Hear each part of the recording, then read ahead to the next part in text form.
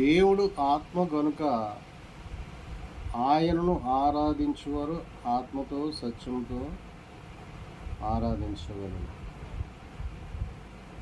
యోహాను సువార్త 4:24 ఈ వాక్యం రాయబడి ఉంది. యేసు ప్రభుల వారు సమరయ స్త్రీకి దగ్గరికి వెళ్ళి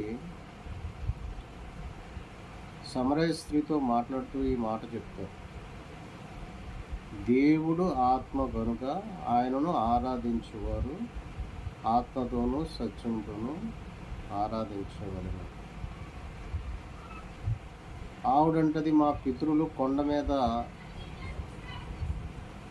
విగ్రహారాధన చేస్తున్నారు, కొండ దేవుణ్ణి ఆరాధిస్తారు అని చెప్తారు.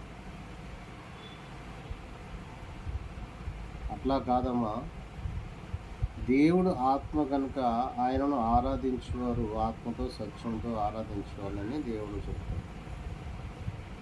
నిజమే, దేవుడు ఆత్మదేవుడు.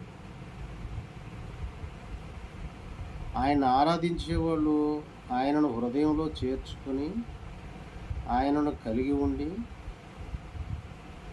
ఆయన సహాయంతో దేవుణ్ణి ఆత్మతో సత్యంతో ఆరాధించారు. మరి ఆయన్ని కలిగి ఉండాలంటే ఏం చేయాలి? యేసు ప్రభు వారిని దేవుడని అంగీకరించాలి. అప్పుడు ఆయన మన హృదయంలోకి వస్తాడు. ఆయన మన పక్షాన ఆయన ప్రార్థన చేస్తాం. ఎప్పుడు మనం బలహీనులుగా అవుతామో ఆయన బలపరుస్తాం.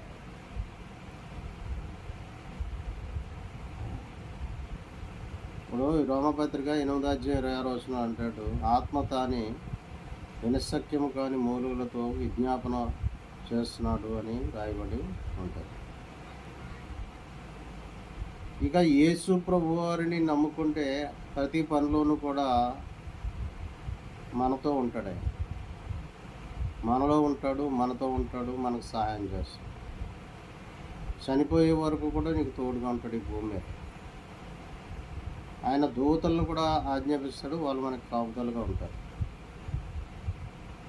ఒక మనిషి మరొక మనిషికి తోడుగా ఉంటే ఎలా ఉంటుంది? ఒంటరిగా వెళ్తే ఎలా ఉంటుంది? అలాగే యేసు ప్రభు వారిని నమ్ముకున్నవారు ఒంటరి వాళ్ళు కాదు, వాళ్ళకి దేవదూతలు తోడుగా ఉంటారు. దేవదూతలు వాళ్ళ పక్షాన్ని ఉంటారు, వాళ్ళ మార్గములను సరళం చేస్తూ ఉంటారు, వాళ్ళకంటే ముందుగా నడుస్తూ ఉంటారు. నాకు తెలిసి ఒక ఆయన 8 ఎకరాలు కొన్నాడు, 8 ఎకరాలు అమ్మేసి. అదే ఆయన యేసు ప్రభువుని నమ్ముకుంటే అమ్మే పరిస్థితి లేదు, ఆ ఆస్తులు కరిగిపోవు, రోజు రోజుకి బలపడుతూనే ఉంటారు, నష్టం జరగదు, అనర్థాలు జరగవు. ఈరోజు వీళ్ళు రకరకాల సమస్యలు కొని తెచ్చుకుంటున్నారు. దేవుడు ఆత్మ కనుక ఆయనను ఆరాధించేవారు ఆత్మతో సత్యంతో ఆరాధించారు.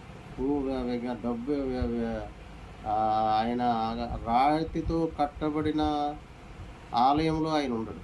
మన దేహంలో ఉండటానికి ఆయన ఇష్టపడుతున్నాడు, మన హృదయంలో ఉండటానికి ఆయన ఇష్టపడుతున్నాడు.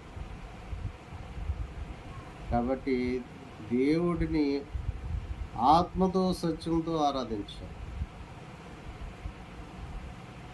ప్రభు అయిన యేసు ప్రభు వారిని మనుషుల కోసం, మానవుల కోసం, మానవుడిగా జన్మించినటువంటి దేవుడు, నరుడి కోసం నరావతారం ఎత్తిన దేవుడు, గగనం చీల్చుకుని ఆకాశ వాహనుడు ఈ లోకానికి వచ్చిన దేవుడు, ఈ భూమి మీద 33.5 సంవత్సరాలు జీవించిన దేవుడు, 3.5 సంవత్సరాలు సేవ చేసి అద్భుతాలు, ఆశ్చర్యకార్యాలు, మహత్కార్యాలు చేసిన దేవుడు, కొండ మీద ప్రసంగం చేసిన దేవుడు, ప్రార్థన నేర్పించిన దేవుడు.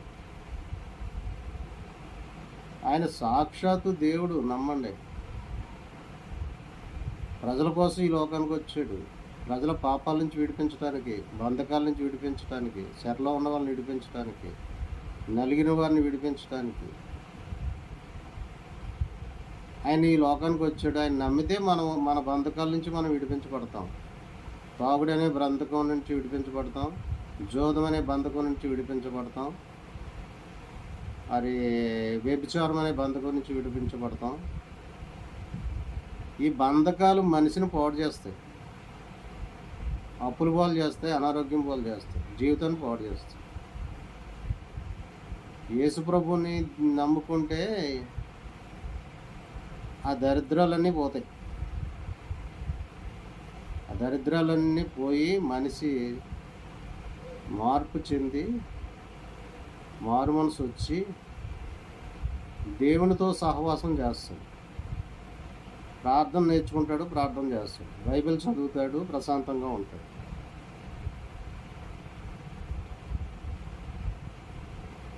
దేవుడు ఆత్మ కనుక ఆయన ఆరాధించేవారు ఆత్మతోనూ సత్యంతోనూ ఆరాధించవలెను. దేవునికే మహిమ ఘనత ప్రభావం కలుగును గాక.